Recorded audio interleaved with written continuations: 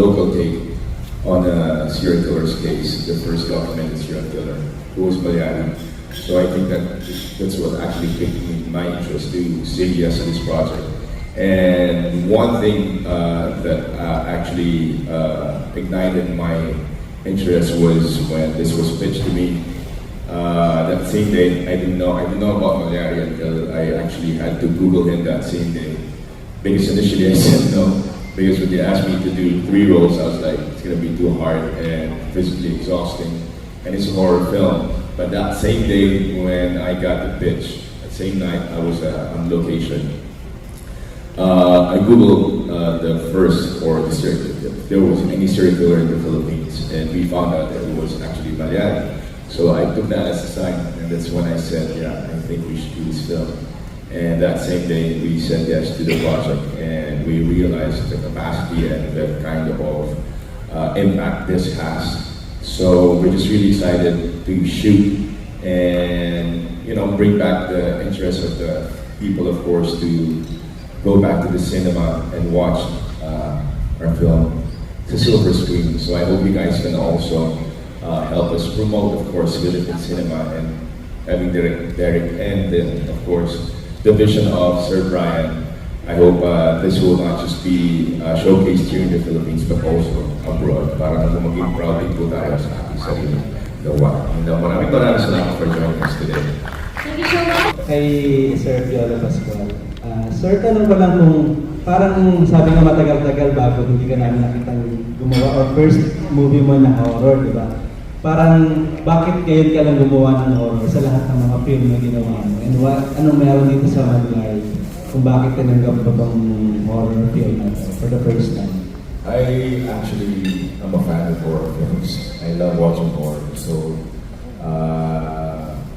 since I got stuck with mga rom-coms, I had no chance to do any horror film. But seeing the project, reading it, and finding out the truthfulness of the person, the character that I was going to portray, I was like, this is something really interesting. And as I said, when I googled the name Malayali, and it came out as the first documented serial killer in the Philippines, Salvador. Of course, it's a fictional film, but it's based on a true story. So there are a lot of films that have been coming out from different countries because of the streaming platforms. We're able to watch them, and I think we should be proud of what we can do as well. So this is going to be really hard for me, physically exhausting, emotionally draining. Portraying 3 roles, but I'm up for the challenge because as an actor, you're just a conduit, you're just a vessel. And I'm happy to be given this privilege to be acting for this film because it's quite an interesting story and an interesting character too. Thank you, Bob. Yung second question ko for, I don't know if director Sir John Brian will answer this. Kasi parang nung research ko din itong film na to, parang this is the first Filipino priest, serial killer priest, di ba? So medyo complicated yung story because it's about religion. Pero ngayon ba, nagagawin niyo yung film, parang consider niyo po ba to ask permission from the Catholic Church about this? Baka kasi magpapalabas na natin, biglang magkaroon ng problema because it's against religion, di ba? So, paano po ba yung magiging process before you do the film? Well, research namin ito, just to give an idea, this is way back 2017 pa. Open kasi yung story ni Maria. It's public domain siya. So, hindi na namin yun na-consider. But what we did is, kumausap kami ng mga historian from National Historical Commission and then NCCA also to help us kung ano ba talaga yung nangyari. To give an idea, dito ang hirap nga kasi secondary na ng mga sources namin kasi 1800s, this is before Dong Bursa pa eh. So wala talagang records, laging secondary yung mga information. So hindi na namin na-consider yung part na yun. But hindi naman kasi doon din magsisenter yung storya. Kumbaga hindi siya religious film. It's a cultural and then horror na nakaset. Tagang period. Hindi rin siya magsisenter sa isang period lang. Basically, talagang ito, inspired siya. Hindi namin siya pipilitin sundan yung alam. So, inspired siya.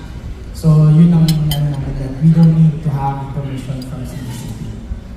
Thank you. For sure, abangan ng mga tao to. Kasi they are aware of paano nangyari dito sa story ni Maria. Congratulations po. Thank you so much, Alan. Yun yung sinasabi ko sa inyo kanina. This is a fictional story inspired from a true story. Our next question will be coming from Leia Salte. Hi, Jay. Congratulations for wrapping up Ibarra. I heard that you didn't allow yourself to have an alternate, although there was an alternate, all 10 performances. John Jordan Ruiz told me that. Yes. But we watched on the second week. Congratulations. You can leave that off from your bucket list. Sorry. Anyway, when you said early this year, when you attended your other press conference for your insurance company, you said that under your being busy will be an understatement for you talaga. So it's showing. It's showing talaga. Anyway, what is it with the story of Malayali that convinced you to do this film? To think that you haven't done a horror film before? Thanks, Mia. It's not to glorify the serial killers, of course, but to have an interpretation of this first and the only documented serial killer in the Philippines, and that really piqued my interest. So I was like, this is one chance that I didn't want to pass up on. Basically, knowing that we also have this kind of story that pwede natin doing in a cinematic level. I wanted to be part of that experience. And since the first time it came out, when the poster was revealed and it gained traction, all the more that I felt that it has to be done. And people have to know about the story of Malayali. You're apparently the only choice to play Malayali. So, the cast, like your mom for this film, may mga choices na ba? Actually, tapos na po silang lahat. So we will invite you at proper time para ma-reveal. And I know it's an exciting cast. Talagang napakaganda yung binuo na cast nila direct. And so abangan nyo rin po at iimbitahin namin kayo for sure the moment that we will reveal yung buong cast po ng Malayali. Thanks. Thanks, Vijay. Thank you, Tita Leia. Next, we have Michael Almacen. Hi, good afternoon. Here. Over there, wearing green. Yes. Muntik na akong mamagmula. Anyway, yun. Is this your first time ba na gumanap ng ganitong ka-dark, kabigat na character? And paano mo ito pinagandaan? Kasi puro mga rom-com, mga romantic projects yung ginagawa mo. Paano mo ito pinagandaan? Bahala sa direct sa akin. Ang dami namin gagawin dito medyo mahirap. First time nagagawin ko rin. But as an actor, I guess it's your obligation to always push the envelope and do something different. And so I said, I've always wanted to do a horror film. And this came at a time wherein we're just so interested in watching different genres, especially some streaming platforms. So as an artist, I guess it's a welcome challenge for me. And I don't know what to expect. I haven't prepared. I've read the script, and it's going to be really hard, but I'll know it once I step on the location. And portraying 3 roles is not an easy task, especially with 3 different timelines, 3 different periods. So I'm just really excited because with the production of Mentor, I'm just so happy because we're all, I guess, on the same page and thinking that we have a good film, we have a good story to tell. So I'm just gonna ride the wave with them. Sabi ni Piolo, mahanap ka na mag-ulan. Pero paano mo lalabas yung dark side ni Piolo dito sa pelikula? Well, marami siyang gagawin. I mean, definitely, ililibing namin siya ng buhay. I mean, marami siyang gagawin in terms of, kasi iba yung atake ng Malyari. So, in terms of prosthetics, ang hirap ng prosthetics ito kasi tatlong timelines, ang hirap din niya yung prosthetics. Yun. So, dito, maraming pinag-aadaan yung team for that. In terms of atake, definitely, kapag yung papalapit na tayo, mag-shoot na, since nag-iba yung timeline, kung ano na pag-usapan namin is baka kailangan namin i-shoot na per period kasi para hindi mag-alo-halo yung mga timelines, yung isang iniisip ng buong team na kung paano namin gagawin. Pero bakit may tatlong timelines at may tatlong Piolo sa pelikula? Since yun naman siya, true story naman. Well, like what we've said is inspired by true story siya. Ang hirap kasi ng details ng records ni Father Severino Malyari. This is 1800s, before 1850s. Kumbaga, wala pa tayong written records. Just to give you a trivia lang, kung dumating yung time na nag-research kami na kailangan pa namin tawagan ng biblioteca sa Spain para lang alamin kung may records pa talaga ng Malyari. At ang sobrang wala tayong written records nung panahon na yun. So bakit tatlong timeline? Kasi ang laki na ng difference from 1800s to 2023 to paano i-connect to present. Kaya ginawa namin tatlong timeline para makitawid yung story. So hindi natin alam, alam mo yun, definitely magkakamagana natin tatlo, pero ano yung connection ng bawat isa? Ano yung kailangan natin alam, bakit anong connection yung nasa gitna? Bakit 1948 pa, World War II? Bakit hindi 1960s or 70s? Yun yung mga bagay na kaabangan natin ngayon sa pelikula. Ano ba, expensive ba para kumuha ng records sa Spain since yung government dati ng Pilipinas? Hindi siya expensive, pero mahirap kasi wala tayong records ng panahon na yun. Mas ang tao kasi noong time na yun, dahil nga colony time, mas ano siya, mas oral. Kung meron ng testimony is ang nililiit lang, sa Manila yung meron sila. Wala rin mga kumbaga walang transcripts kung anong nangyari. May ano ba kayo? Play date na ba kayo? Or do you have any plans na sa festival sa Pasko? I would like to emphasize lang again, this is a fictional story based on a true story, inspired on a true story. As of the moment, yes, we've submitted to the script to a festival.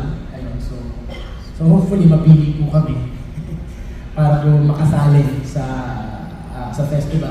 Actually, sabi ko na, we submitted it to Metro Manila Film Fest. So hopefully, mapili po kami. Isa po kami sa mapili. Alright. Sure, tapos na. Next, we have Archie Liao.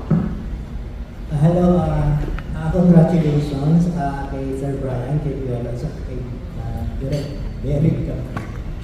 Ang tanong ko, Papapi, pag sinabi natin Papapi, ang nasa mind natin, hindi man material, wholesome, sa mga rom-com, kaya dyan matatahit kasya. Pero I cannot imagine Piolo Pascual doing a serial killer sa isang pelikula. So, paano magiging atake doon? I think that it's the fun part of being an actor. You become another character, and it's very complex for me. So I'll cross the bridge when I get there. In any character, I always find something that is so different from me that I can kind of relate to my own way of expression. But at the same time, I think it's a big responsibility for me to get out of that image that people know of me, and it's a bit challenging. I guess for all the films that I've done for the last 2 decades, I always look for something that would ignite my passion for what I do, and this was it. And I really, I'm just looking forward to doing something that would really just test me my capacity as an artist, as an actor, and as to how I can get there, how I can change in terms of the roles that I be portraying. Bahala na si director.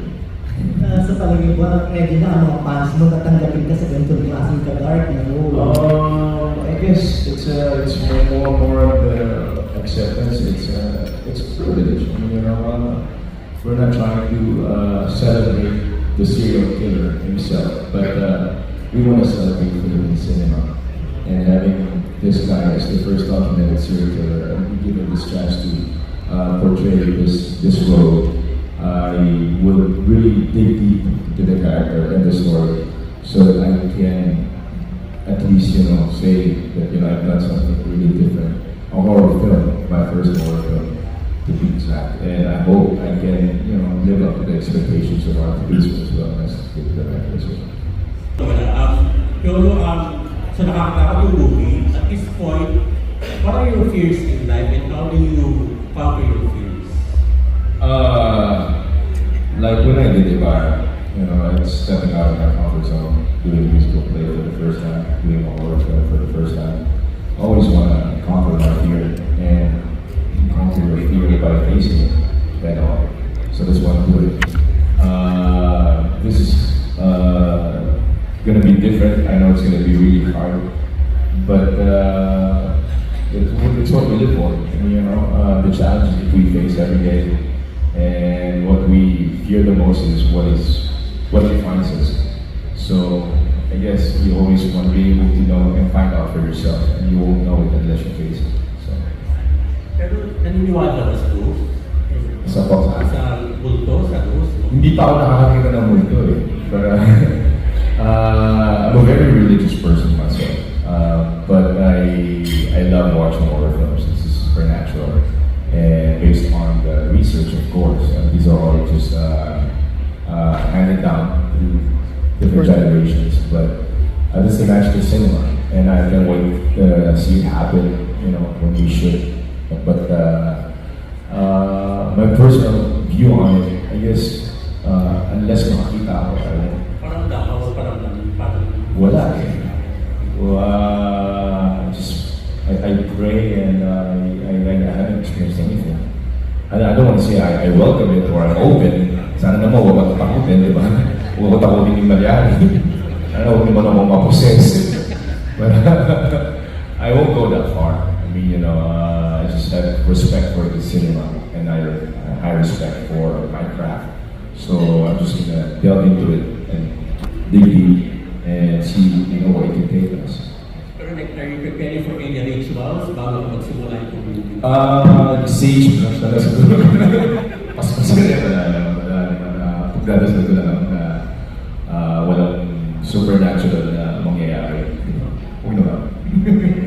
Okay na ako mag-move on after.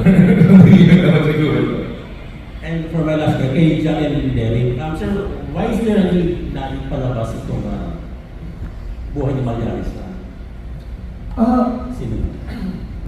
Well, for one thing, since during pandemic, diba, kung napansin naman natin, halos lahat ng audiences natin pumunta ngayon sa streaming, and nakita natin na dito yung mga tao, naghahanap na rin ng mga ganitong klase ng material. For example, lumabas ng Dahmer. Sobrang number one sa atin ng Dahmer. And then, pati ang mga documentary for serial killers. So, nung time na yun, since nandiyan naman yung material, so sabi niya ng ECS Enrico, parang it's about time para ilabas ang Malyari. Kasi, it's a serial killer story, true to life story. So, merong hunger ang audience ngayon for type of material na ganito. So, sakto naman, sumakto naman sa panahon, kumbaga sa needs na kaya ito, gagawin natin yung story ng Father's Blood na nangyari. Ayan, sa akin lang siguro right now, it's, I want challenge kasi din, kahit pa. And pagdating dito, ito talaga, we're going to do this for the silver screen. And I know that you know how hard to convince people now to really go to the cinemas. But, with what we've started, with the plan that we're going to do, hopefully, ay maging worth it sa mga Pinoy na talagang, to spend money and to go to the cinemas. And I hope that this movie will also inspire other producers to really produce a quality film that, it's worth it. Kasi magkano pelikula ngayon, diba? Magkano cinema ngayon. So, ayaw natin i-shortchange yung mga tao. That's why talagang I was interested because of the challenge. Yan, challenge ng pelikulang ito. Nung nabasa ko yung script, kahit ako, tumataas yung balahibo. And then, of course, talagang from the beginning, we wanted to challenge Piolo, diba? Because I think he could actually show us something that we've never seen before, diba? And I think people are also excited to see that. That's why Mallari is getting traction since we released it noong April. So relevant din siya. So nakikita namin yung traction. So right now we have a really huge responsibility to keep up on the expectation ng mga tao dito sa Mallari. Thank you, Sir Robert. Thank you, Sir Brian. Mallari will be the dark side of Piolo Pascual as an actor. Oh, diba? Next we have Naz Cabales. Hello po, kay Direk po. Paki-clarify lang po, ano po yung 3 periods na natin sa movie? So yung tatlong period is 1800s, 1801, and then the second one is 1948, right, during World War II or post-World War II. And then the last one is 2023, the present one. Sa mga na-research niyo po, ano po yung pinaka-shocking na na-discover niyo naman? And paano niyo po siya interpret since for the big screen siya na may RCT? Okay, malaking factor yung yung sa mother niya. Yung pumapatay siya para sa mother niya. Kung ano man yung syempre may mga ibang details di namin masabi kasi abangan niya siya sinihan. Pero yung the mere fact na pumapatay siya at yung organs ay inaalay niya sa mom niya para, kasi sa story kasi ng Mallari, kinukulam daw yung mother, so kailangan niya pumatay para mabuhay yung mother. So yun yung part na for me pinuntahan namin yung actual na area kung saan dati nakatayo yung simbahan at yung sa nakuha yung mga bangkay. Siyempre, hindi para nakakilabot na parang kayo. 57 yung tao namatay dito sa lugar na ito. Yung time na yun. Saan daw po? Magalang Pampanga. Yun. Sa Old Town, Magalang Pampanga. Pero mas kilala na siya ngayong Concepcion. Thank you. Thank you, Naz. We have Brian Santos. Hello. Bernard Santos. Hello po. My first question is for Derek. You've done suspense thriller like po before. For this one, ano yung parang magiging atake mo dito sa pagiging suspense thriller or horror itong Mallari as compared to your previous films? Ako naman kasi sa director is always maintain na dito fan lang ako na dito manalo. Yung tipong umuwi lang takot ka. Yung tipong kung alam mo yun na halos takpan mo yung mata mo para mapanood yung pelikula. Alam mo yun. For this, iba kasi siyang atake. I mean, ibang horror siya kasi parang itatawid mo ng tatlong timeline, tatlong period, tatlong panahon. And then at the same time, unique ang Mallari kasi ang daming, it's a cultural and then controversial na material. Kasi controversial siya kasi ito lang yung kaso natin na serial killer. And then at the same time, nangyari siya talaga 57 na tao. Kung imagine mo during ng panahon na yun, ang isang taon is what, 5,000 na population. So imposible hindi pa doon sa ng 57 na tao na nawawala na. Diba? So in terms of atake ng horror, well, something na abangan ng tao, it could be something supernatural, psychological. I mean, ang daming ingredients ng horror na pwede namin gamitin. Historical siya, supernatural, it could be supernatural, or pwede rin siyang cultural, then pwede rin psychological, nababaliw ba yung pare, kasi isa yun sa mga pinag-uusapan ng time na yun. Napakabaliw yung pare, kaya siya kumakatay. Pero para po bang magiging docu style siya or parang fiction style storytelling? Definitely, this is gonna be a fiction. Medyo ilalayo natin yung part yan. Kasi, ayokong idikit siya sa style ng documentary kasi sad to say, we don't have the records para balikan kung ano ba talaga yung mga nangyari ng time na yun. What we do know is just basic facts. 57 na tao nang namatay. And then, from an old town, and then, before pa nag-propose, hindi pa pinapanganak siya kasi sa 1748 siya pinanganak. So, yung time na yun. So, ang daming butas eh. So, i-fictionalize natin yung mangyayari. But what we're going to keep is, ano yung story? Bakit siya pumamatay? Ano yung reason? Paano niya ginagawa? Ano yung paano tumatakbo yung utak ni Mallari? At bakit siya tumawid ng tatlong timeline? And last na lang kayo, Mr. Piolo. As an actor or as an artist, how do you usually prepare for a role? Lalo na ngayon na meron kang i-embody na real life character. I always appreciate the process of, just immersing yourself in the process of getting to know the character and trusting your director, trusting the script, trusting the character. And I'm always excited to play a part that I know is not me. And playing a character is always a big challenge.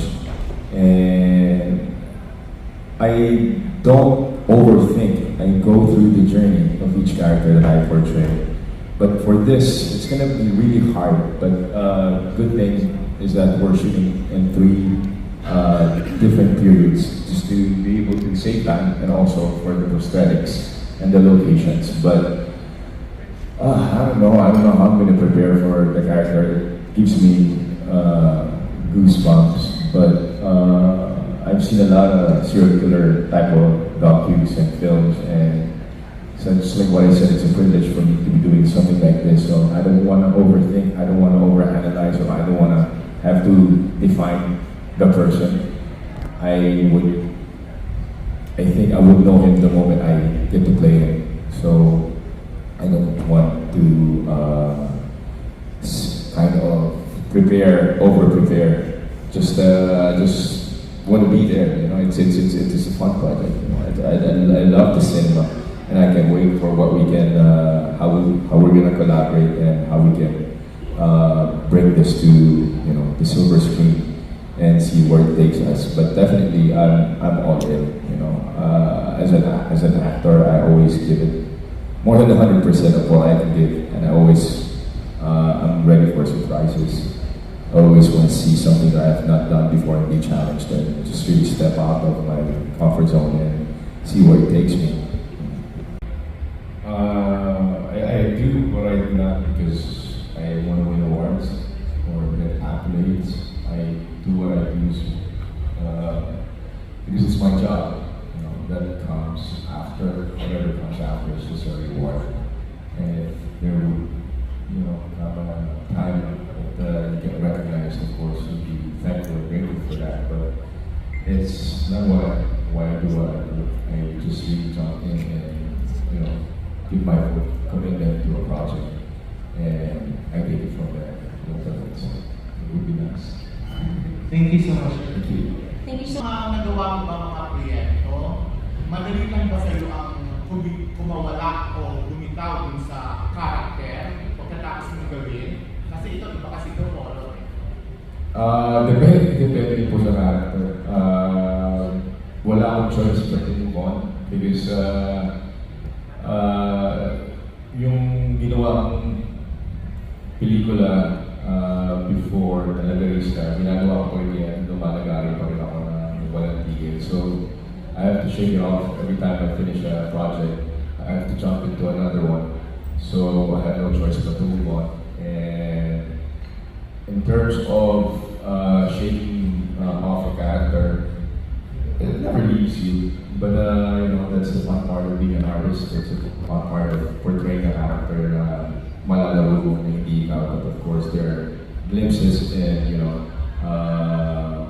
nuances na pwede mong i-integrate sa character. But for this one, I'm just really excited but nervous at the same time. It's like when I took on the role of Soso for the musical, with my eyes closed, I said yes, and to the same project, it's a privilege. But more than that, yung responsibility mo to take on a character and be that character, kailangan iwan mo na sa set pagkatapos kasi may iba pang trabaho after.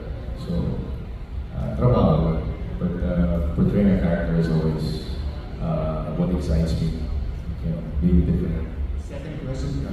Nasabi ko before na hindi ka nagagawa ng teleserye, pero nagkaroon ng pandemic, nagbago yung sistema, walang if ginawa ko ang Tower of Piolo. Pero nasabi rin parang magbabawas ka na sa paggawa ng mga acting projects. Pero neto ngayon, meron kang Malyari. Tuloy-tuloy pa rin ba ang magawa mo ng mga pelikula? Bukas may paycheck ako ng soap, so masarap Hindi ko rin po alam eh. Masarap magtrabaho eh. Yung siguro dinulot ng pandemic sa akin. I just got so bored, doing nothing at home. So sabi ko, after the pandemic, I started accepting everything that came my way. And why not, while you're still in your prime, while you still have a chance to be given this kind of projects na talagang ang sarap naging champion, so when I said, hindi na ako magsusuko, and then tomorrow I have a pitching, hindi ko alam baka magsusulit ako. I'm a sucker for good stories, I'm a sucker for good characters, and I just always take it one day at a time. So now, after my last show yesterday, diba, dito naman tayo sa Manila, so lakas na makabipolar, diba? Karakter rin naman, hindi ko naman pa inubuhin. Trabaho lang. What do you mean? Like after the show yesterday? Yes, parang lumalang lalo. Wala pa ako sa baba? No, I lost my voice. Siguro the first week of the show, I did 2 weeks. So I had vocal rest for 3 days, but after yesterday, it's still intact. I just was really emotional because of the overflowing of emotions. And finally, I was able to pull it off. With flying colors. Thank you. But it's pretty emotional. It's sort of huminga after, and I just had to kneel down and thank the Lord for enabling me to be able to just live the part and do what I had to do. Finally, I can say that, I'm a theater actor. Again. You went back to theater, and Yes. now you're jumping off to cinema again. First love. What will you bring with you in theater that you'll do so moving forward with Malyari? Being around for quite a while, theater for me was a different platform, but it gave me so much discipline. It taught me to just really focus and just commit fully because it's a live audience. With this film, sa mga pagagawa sa akin ng director ko, ini-explain pa lang kanina na claustro lang ako. So, I don't know how I'm going to be able to pull it off, but I think that's the magic of doing what we're doing. You come out and you surprise yourself. And when you commit yourself to a project, you lose yourself. And I think that's the best part of doing what I do and I get paid to it. So, We can't lose yourself here in Malyari. Good luck sa akin. Good luck natin because it's quite a heavy role. And my last question would be, what attracts you to historical stories? We want to be able to have a voice to represent, our culture, and I'm privileged to have an interesting story to tell. So, with all the serial killer films, documentaries that we've seen from other countries, I'm proud to say that finally we have something that's actually documented, that's actually a true story. So, though we're fictionalizing it, we're happy because it's the production value and having that cinematic experience. Hopefully, we can champion it to a bigger audience abroad. To the point of saying that Philippine cinema, it's not as much as it's struggling. We still can do films that are of quality and that we can showcase to a bigger audience, a global audience for that matter. We're very excited. You're with a great team. Thank you so much. Thank you for congratulations. Thank you, MJ. Up next, we have our client. Hey, mabuhay! Congratulations everyone. Ayan, for me, my question is, as someone who is religious and of course with the character that you are portraying here, are there certain compromises or things that you specifically cannot do for this film? I have so much respect for my craft that I don't tend to compromise because I know that it's just a story. It's just a film. It's a story with them, and you don't live it out, after it wraps up. So once I read the script, I said, yeah, let's go for it. Mahirap kasi pag nag-compromise ka. Mako-compromise yung proyekto, mako-compromise yung script, mako-compromise yung character. So when I commit to something, I guys go with it. And in terms of my religion, in terms of my beliefs, I believe that you can actually compartmentalize that in such a sense that your personal views are different from your professional job. So this is something professional. And even before, when I became a Christian, I asked my pastor, in terms of compromise. He said, a role is a role. You don't have to necessarily believe in it. But that's just a story. It's just a character. So when I commit to something, when I do a character, I don't think of my compromises. I don't think of me as a person, but I think for the character. I think for the role. So I leave the compromises at home, and I just be the character, what I want to say. Thank you. And speaking of videos, for everyone, do you think for everyone, there's a good in each of us, and there's also bad in each of us. So it depends on the channel or which one you will listen to. So naturally, we're inclined to have two different thoughts, and it's up to us kung pipili natin yung masama ng buhay. Thank you. How does it feel that you are now in the position that, not to scare mentor, but you don't have to think about box office anymore, awards, or a love team, or to please anyone. It's just really what you want to do as an artist. How do you feel? What does that mean to you? It's a relief that you don't have to think of the results, that you don't have to consider the box office in terms of the commercial success because of the streaming platforms. But we have a vision for the film, and we believe in Philippine cinema, so that's why we're doing what we're doing. It's still a risk because, of course, it's heavily funded, but we want to get our money back and more. But in terms of my being in the cinema, I'm privileged to say that at least you don't have to worry about what people are going to say or how they're going to accept it. Your only role is to give it your best and be that role. And even this opportunity, I'm excited because I don't have to think of the commercial success of the film. As it is, it's already gaining traction. When it was first released, just a poster. What more when we do the film and when it's done and as soon as it's being shown in the Philippine cinemas? I think it's something that I'm looking forward to.